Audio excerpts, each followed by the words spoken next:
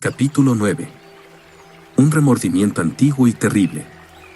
Hacían una pareja muy insólita. Kamal era alto y de piel bronceada, Baltor, bajito y sin ninguna piel en absoluto. El hombre llevaba una armadura de mantis nueva, una pesada mochila y la imponente espada del Mirari. El enano flotaba a su lado, sin peso alguno. Las únicas similitudes que había entre ellos eran la barba, el cabello largo y canoso y el hecho de que ambos no dejaban de rezongar. ¿Por qué hay tanta arena?, se preguntó Kamal mientras arrastraba los pies por otra duna. El bosque de Crosa había engullido más de 150 kilómetros de desierto, al igual que Topos y las tierras del Coliseo, aunque quedaba toda esa arena. Se mete por todas partes. Tengo arenilla hasta en las encías. A veces me gusta esto de ser un fantasma, dijo Baltor. Kamal entrecerró los ojos para escrutar el horizonte agostado. ¿Para qué servirá un lugar como este? Es inútil para las personas, las plantas, los animales, seguro que los buitres están encantados, respondió Baltor lacónicamente. Levantó la mirada hacia el cielo, donde pequeñas formas negras volaban en círculos. Y no es tan inútil. Sin este banco de arena de aquí, Crosa, Topos y las tierras de la Cábala lo serían todo, excepto la escarpadura de Coria. Y eso sería la guerra. Ya hay una guerra, apuntó Kamal. Se llevó la mano al hombro izquierdo y acarició la empuñadura de la espada. El contacto con ella era a la vez estimulante y relajante. El Mirari reposaba como una gran perla en la palma de la mano. Algunas veces pienso que la única manera de impedir una guerra es acabar con todos los que la harían. ¿Eres tú quien habla o es la espada del Mirari?, le preguntó el fantasma enano arqueando una ceja. Para ti es muy fácil, respondió Kamal sin dejar de acariciar el pomo. Estás muerto y tus días de combate han tocado a su fin. Ah, sí, replicó Baltor, con exageración. Claro. Y por eso he estado esperando 2 años a que sacaras la espada y ahora voy flotando por un banco de arena desolado con un vagabundo greñudo, camino de unas tierras de pesadilla que hizo un loco al que devoró un cacho de gusano. Sí, suerte que mis días de combate han tocado a su fin. Kamal desenvainó la espada. Esta relució ante él, brillante al sol voraz. No era una mera espada sino una presencia imponente, como si una tercera mente se acabara de unir al debate. ¿Sabes lo de Ixidor, no?, preguntó Kamal, paseando la mirada por el terrible filo de la hoja. Sé que es casi un dios o, mejor dicho, que lo era antes de que se los amparan. Un dios, quizá. Aunque es más probable que sea un diablo. ¿Por qué dices eso? Ixidor era capaz de crear cualquier cosa, pero ¿qué creó? Un ángel de la muerte. Hizo a Croma para matar a mi hermana. Justo cuando yo intentaba salvar a Jeska, él intentaba matarla. Bueno, al final lo consiguió. Y ahora tenemos a esa cosa, esa carona. Kamal negó con la cabeza, ferozmente. Toda esa destrucción empezó con Ixidor. O contigo, dijo Baltor, con calma. Tú eres la razón por la que tu hermana se convirtió en lo que se convirtió. Tú fuiste quien la mató con el hacha. Kamal siguió caminando, con los ojos clavados en la espada del Mirari, como si Baltor no hubiera dicho nada. Se merecía que lo engullera una sierpe de la muerte. Pues necesitas de él, chico. Esta espada única, tan grande como es, no puede terminar con Carona. Necesitas a Ixidor. Tengo un plan nuevo, dijo Kamal. No voy a liberar a Ixidor. Mataré a la sierpe que se lo comió, y si Ixidor aún está vivo ahí dentro también lo mataré a él. Luego me apoderaré de sus tierras. No necesitas sus tierras, lo necesitas a él. No necesito a nadie. Saltó Kamal, apuntando la espada del Mirari a la garganta de Baltor. El fantasma se desvaneció y reapareció a una distancia prudencial de la hoja. Ay, chico, me decepcionas. La espada ha vuelto a dominarte. Con esta hoja destruye al coloso Laquatus. Los ojos de Kamal brillaron coléricos, con las cejas fruncidas hacia abajo. Tú solo fuiste el canal del maná a través del cual vertí mi rabia. Soy yo quien domina la espada. Claro, claro. Nada puede plantarte cara mientras lleves esta espada. Naciones enteras han caído a tus pies. Así es. Tu propia nación, por ejemplo. Ni siquiera tu hermana pudo oponerse a ti. Aún la ves, ¿no? Allí tirada, herida. ¿Fuiste tú quien le hizo eso o la espada a través de ti? Acaba con ella, Kamal. Mátala como deberías haber hecho desde un principio. Por fin, el bárbaro detuvo sus pasos y se quedó inmóvil, enarbolando la espada del Mirari ante él. Aquellos ojos, que antes habían brillado avariciosos a la luz del Mirari, estaban llenos de sangre y cadáveres. Parecía como si unas llamas ardieran en esas pupilas y el humo le ensombreciera las cejas. Tienes razón, la espada me está utilizando. Debo dominarla antes de entrar en combate con ella. Mira, sobrado motivo para que exista esta arena. Baltor esbozó una sonrisa irónica. Kamal soltó una risotada. Dio la vuelta a la hoja, clavó la punta en la duna y la hincó en ella. Intentaré hacer que crezca algo aquí, dijo el hombre. Soltó la empuñadura y retrocedió unos pasos, apartándose de la loma arenosa. Se desprendió de la mochila y la dejó caer a un lado. Respiró hondo y volvió a subir la cima de la duna. Se quedó allí de pie, recto, con los pies juntos y las manos a los costados.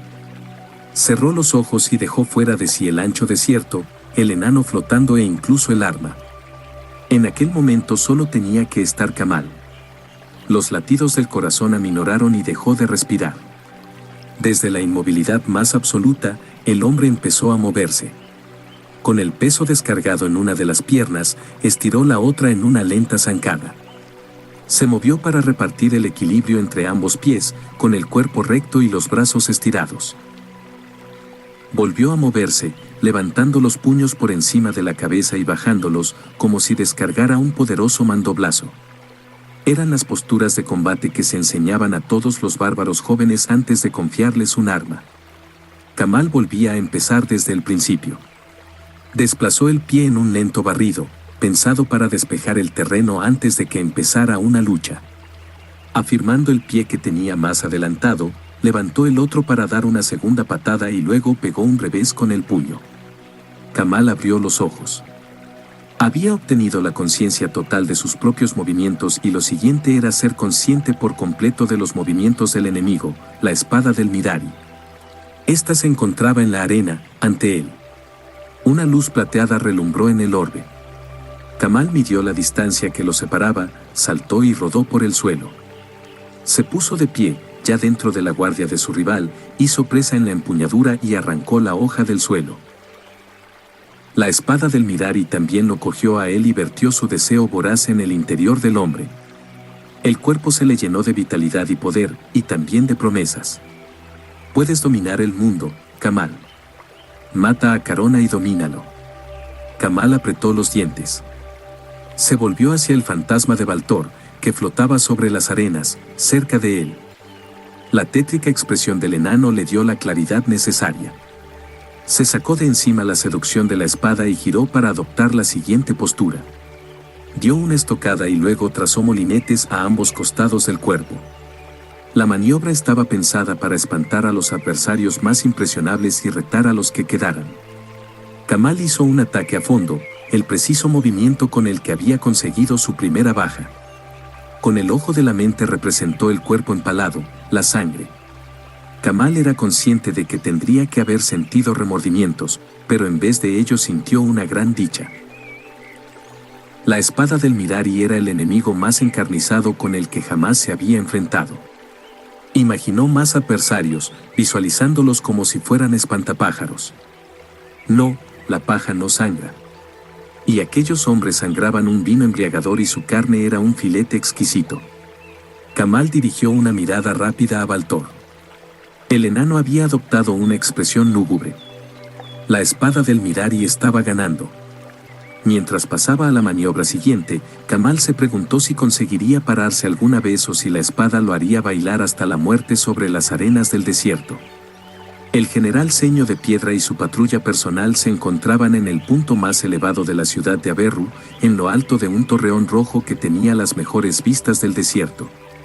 Nada se movía en aquel rincón del mundo. Ceño de Piedra estaba encantado. Muy bien. Primer turno, quedáis relevados para ir a comer, dijo el centauro. Dos de los vigilantes, unos elfos llegados de Croza, lo miraron. En los ojos de ambos relumbraba la luz del desierto. Dieron unos golpecitos a sus compañeros de turno, 3 humanos, 4 enanos y un centauro de tamaño normal, para indicarles que lo siguieran. Mientras los del primer turno se marchaban, iban levantando a los del segundo de los jergones. Unos nuevos ojos se abrían, adormilados, y los dueños de estos se incorporaban como podían e iban a ocupar su puesto. Era un trabajo tedioso, vigilar tierra y cielo a todas horas de todos los días. Aún así, sabían que un día llegaría la perdición. Ya habían avistado a Carona 2 noches antes, a 20 y tantos kilómetros, desierto adentro. La criatura había tomado tierra, se había quedado quieta un rato largo y había levantado el vuelo otra vez. Los batidores habían informado de cadáveres en un círculo alrededor de ese punto. Ceño de Piedra meditaba acerca de ello. Allá donde fuera esa mujer, la gente enloquecía. Solo los glifos parecían inmunes a ello, pero es que eran inmunes a todo deseo. ¿Alguna novedad, general?, le preguntó un glifo. Se le había acercado silenciosamente por la espalda y aquella voz gorgoteante fue la primera indicación de su presencia. Ceño de Piedra le hizo un gesto con la mano para que se pusiera a su lado y escudriñó aquellos ojos implacables. Sin novedad, informó el centauro. Estamos empezando el cambio de turno para la comida. Se pierde mucho tiempo con estas comidas, dijo el glifo, tras asentir. Quizás solo deberían alimentarse una vez al día. No, replicó Ceño de Piedra tajantemente. Lo habían puesto al cargo de todos los soldados orgánicos, y no solamente de aquel destacamento personal. La moral estaba por los suelos. Las 3 comidas al día eran las únicas pausas que tenían de verdad. No, repitió el glifo. El centauro se estremeció. Nunca sabía cuando un glifo hablaba por él o por el propio Averru, hasta que ya era demasiado tarde. Inclinando la cabeza, Ceño de Piedra se volvió hacia el glifo. Perdonadme, Lord Averru. La carne y la mente mortal tienen sus límites. Estos soldados ya los han alcanzado. 6 horas de sueño es el mínimo necesario para mantener a los guardias despiertos. El glifo no le devolvió la mirada, y se limitó a otear entre las eternas arenas. Parecía mirar algo lejano, en el norte. Sí, mi señor, respondió Ceño de Piedra. Una materia débil, esa carne y esa mente mortal. Pido permiso para hablar sin tapujos, gran Averru, dijo el centauro con un gran suspiro. No espero menos de ti, Ceño de Piedra. Eres un confidente, eres parte del conjuro y de la encarnación de la solución. Siempre me has de hablar libremente. Lucháis con gran ferocidad por la vida, pero no estáis vivo, empezó, tras hacer un gran acopio de coraje. La vida es comer, dormir, desear. Esas son las cosas que hacen débil a la carne, pero fuerte a la vez, muy fuerte. Habéis realizado una gran magia para traeros de la muerte, pero os costará una magia mucho mayor devolveros a la vida. El glifo por fin apartó la mirada del cielo del norte y la posó en Ceño de Piedra. Esta es la razón por la que eres mi confidente. Estás en lo cierto. El deseo es el mayor conjuro. He de volver a aprenderlo si quiero vivir. Hizo un gesto hacia el desierto. Pero primero, alguien combate en aquellas arenas. Ceño de Piedra se acercó al borde de la torre y escrutó el desierto deslumbrante. Dio un destello y otro más, irregular y afilado. ¿Es Carona? No, respondió el glifo. Todo su ser era como una lente gigantesca y podía ver cosas diminutas a grandes distancias. No es Carona, sino su hacedor, Camal. ¿Y qué es eso que destella? Ceño de Piedra se esforzó sin éxito por ver algo. Apenas se atrevía a abrigar esperanzas. Es su espadón, con esa hoja de metal de Tran. Una risa nació en lo más profundo de la garganta del centauro y resonó por todo el techo de la torre. Perdonadme. Señaló a la luz relumbrante. Ese hombre es amigo mío. Un mentor, una persona de confianza. Creía que estaba muerto, pero tendría que haber sabido que no era así. Tiene dentro de sí más deseo que todo un ejército. Es una fuerza con la que hay que contar. Es más que un amigo para ti y más que una fuerza con la que hay que contar, replicó el glifo. ¿A qué os referís? Aun cuando Carona lo expulsó de la ciudad, yo lo escogí. Le he impuesto una tarea, una serie de grandes gestas con las que probar su valía. Ha cumplido el primer cometido, recobrar esa espada. Para hacerlo, ha tenido que enfrentarse y destruir a otro gran mal que él mismo había creado, un muerto viviente colosal. Ya ha completado 2 trabajos y está realizando el tercero. Lucha por controlar la espada y también lucha contra sí mismo. Ese es el enemigo al que más ha de temer, apuntó Ceño de Piedra, mientras miraba sombríamente aquellos diminutos destellos de luz. Por supuesto. Es un combate a muerte. El glifo observaba la escena con enorme atención. Mas, si vence, será el guía de los Númena. Me traerá mis 2 mayores armas. Y con ellas destruiré a Carona. Ceño de Piedra solo pudo aferrarse a las almenas y maldecirse por no tener mejor vista. Camal volvió a girar.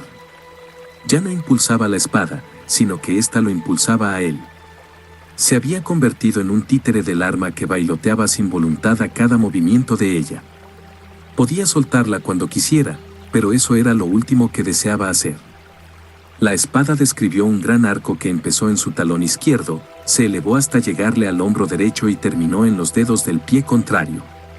El arma dio un tajo vertical a cada lado, lo que le obligó a mover la cabeza a uno y otro costado para no decapitarse.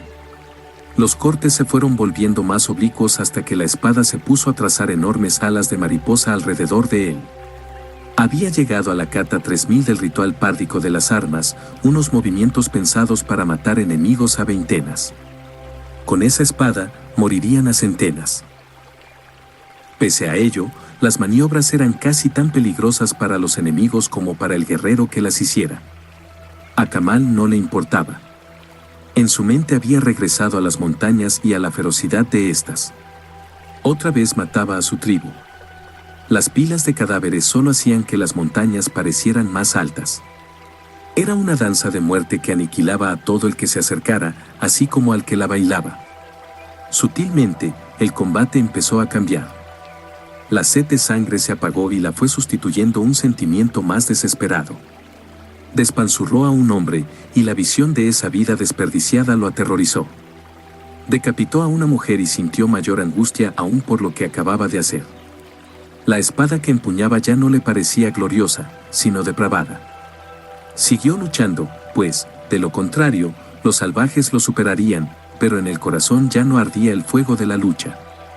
La muerte le inspiraba horror. Camal negó con la cabeza, chorreante de sudor. No, ya no podía matar. Dejó que la espada se inclinara en la mano, y los enemigos se abalanzaron sobre él y lo tiraron al suelo. Lo aplastarían y asfixiarían, pero no le importaba.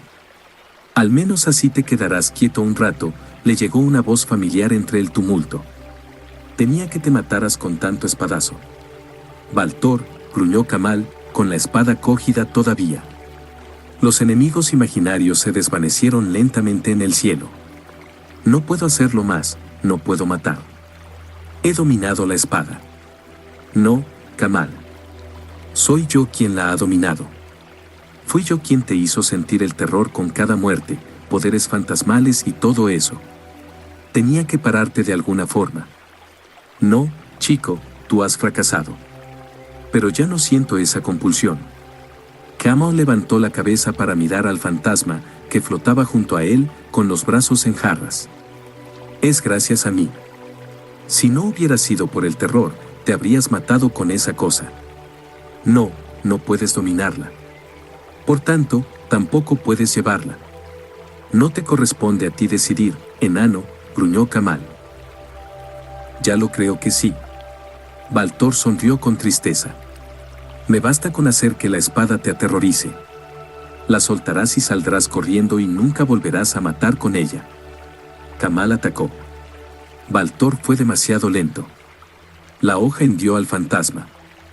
El enano gritó, presa de terror y rabia, cuando la espada del Mirari le salió por el otro lado. Y entonces Baltor se desvaneció para siempre. Un remordimiento terrible se apoderó de Kamal. Acababa de matar al fantasma tal como había matado a Jeska. Era el mismo golpe de espada que había empezado con toda aquella locura. Baltor se había ido para siempre, y la vieja sed de sangre regresaba como una marea roja. Las arenas circundantes se transformaron en guerreros bárbaros. Se levantaron, tomando forma del polvo, y lo rodearon con regocijo. La lucha volvería a empezar y esta vez solo podía terminar con la muerte de Kamal. ¡Ay, Baltor! Esa muerte no había sido una ilusión, y el enano nunca volvería.